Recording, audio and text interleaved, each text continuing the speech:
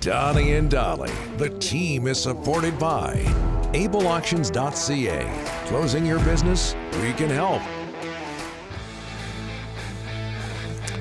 Monday, and all of our guests today, including Giovanni Manu, standing by.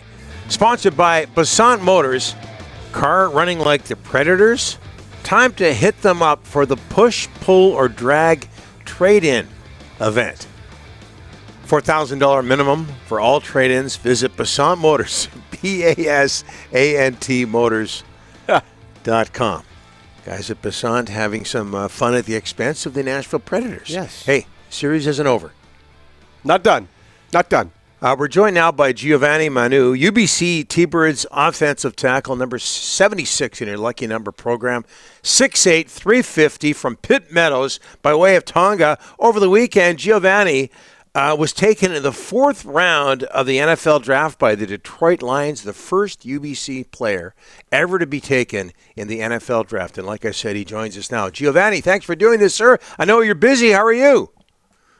I'm doing good. Thank you very much for having me on here. No problem at all. Can you put into words what the past few days have been like for you? Yeah, it's been unreal. It's been a dream come true. I'm just super happy and super proud, to be a part of a great organization. And overall, I'm done celebrating. I'm at the point where I'm just ready to go down there and get to work. I bet. We've seen the pictures. Maybe you could tell us what it was like, the moment, and maybe tell us who was there, the moment you were drafted, the moment you heard about it. Yeah, so I had friends and family over, everybody who I consider in my small circle. And, that's my agent sitting on to the right of me there. And, when I got the phone call, I saw there was a Detroit state number. But the weird thing was that we were watching it on live TV. Detroit didn't have a pick coming up. So I was confused myself. I thought it was just a phone call from maybe one of their coaches just checking up on how I'm doing throughout the process, because usually teams would do that. So I just picked it up. I didn't think any of it. I picked it up, and it was Coach Campbell on the other side. Wow. He's fired up. He started yelling through the phone. He yelled, "Are you ready to be a Lion?" And then the phone just started going around the room. And then that's when I saw on TV they made a trade. They traded with the New York Jets to move up in the draft and get a pick and get me. And so then it all just became surreal. And then I realized that they were picking me. So, it's a dream come true. It was a crazy moment. Just super happy. And yeah. Giovanni, you had, first of all, 13 NFL scouts came to BC Place to take a look at you and Theo Benedict, and then you traveled to 13 NFL cities, including Detroit. You met Dan Campbell there, and when you came back, you thought that Dan Campbell reminded you a lot about UBC head coach Blake Nill. Talk about that comparison. Yeah, both guys are similar. Similar attitude, similar personality. And both the way they approach the game of football, they're like-minded. Both old school guys. They love old school football, and not many coaches preach old school football. But that's the type of program I come from. That's the way we are here at UBC. So I remember Coach Dan Campbell talking to me, and he asked me, what type of culture is it at UBC?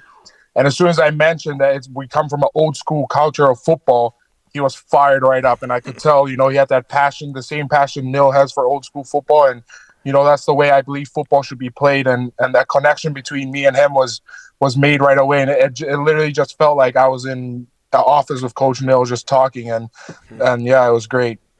Giovanni, talk a little bit about UBC offensive lineman coach Dan D'Orazio and what he's meant to you. Oh, he means a lot to me. Coach Nill's a father figure to me, but besides Coach Nill, the second biggest mentor in my life would probably be Coach Dan D'Orazio. He's a great coach. He's the one season I spent with him, my last season, he changed my game altogether, and, he made me a better offensive lineman in the little time I spent with him. He's so specific and so detailed with his coaching, and I love it. And, one thing he changed in my game is that he made me more aggressive than the past few years I've realized that I've been here, because I remember the start of the season, he asked me, what's one thing that you want to change with your game this year? And I told him, I want to be known as the most dominant and aggressive old lineman when I step foot on the field. And, one thing that Coach Dan D'Orazio does is that he puts percentages.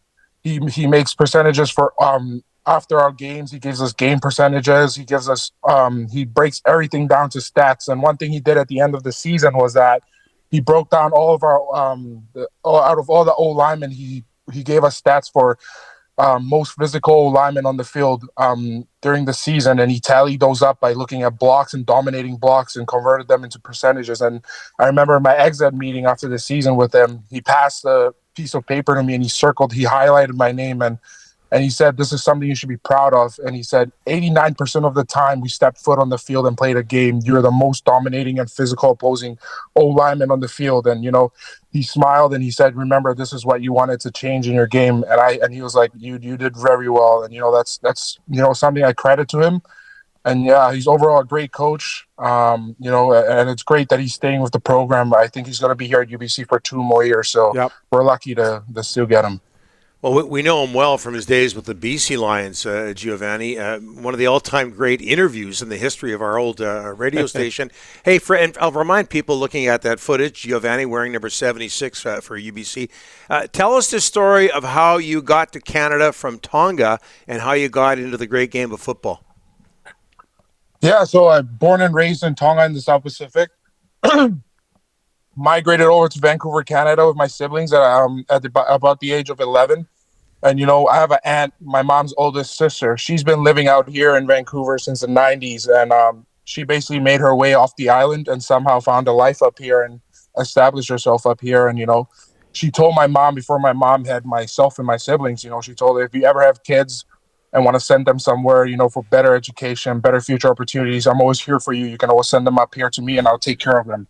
And, as nice as it is coming from a tropical island, being by the beach and all that, it is considered a third world country. So it's extremely hard to make a living there. So my mom kind of kept that idea at the back of her head from my aunt. And she just had us on the island, raised us until we reached a reasonable age for high school. And then she sent all 3 of us up to my aunt up here at Pitt Meadows, a small town, about an hour outside of Vancouver. And then, and then I went to high school here. And then, growing up, the first sport, the passion I started playing was rugby. So I wanted to keep playing that coming here to Canada, but I was quick to learn, rugby's not big everywhere else. So I remember my first day of high school, I asked the athletic director if they had a rugby team. And then she told me, no, we do not. So I asked her, okay, what do you guys do for contact out here?